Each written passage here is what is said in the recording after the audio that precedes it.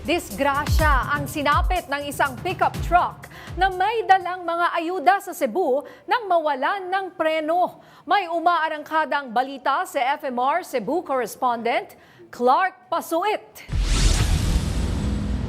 Sa CCTV footage na ito, kita ang isang pickup truck na binabaybay ang Trans Central Highway sa barangay Cansumoroy, Balamban, Cebu. Karga ng pickup truck ang kahong-kahong relief goods para sana sa mga nasalanta ng lindol sa Northern Cebu.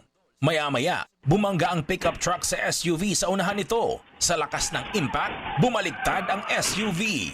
Ang pickup truck naman, dumaos-dos hanggang sa mabangga sa gutter. Sugatan ang driver ng SUV, habang sugatan din naman ang siyam na sakay ng pickup truck. Ang isa sa mga pasahero ng pickup ay buntis. Agad namang isinugod sa ospital ang mga sugatan sa aksidente. Ayon sa investigasyon, nawalan umano ng preno ang pickup truck kaya't dumaos-dos sa dalisdis na bahagi ng kalsada. Kilalang accident-prone area ang Trans Central Highway dahil sa matarik na kalsada. Isa lang ang mga aksidenteng ito sa mga aksidenteng naitala noong weekend dahil sa dami ng sasakyan na papunta sa norte upang makapaghatid ng ayuda.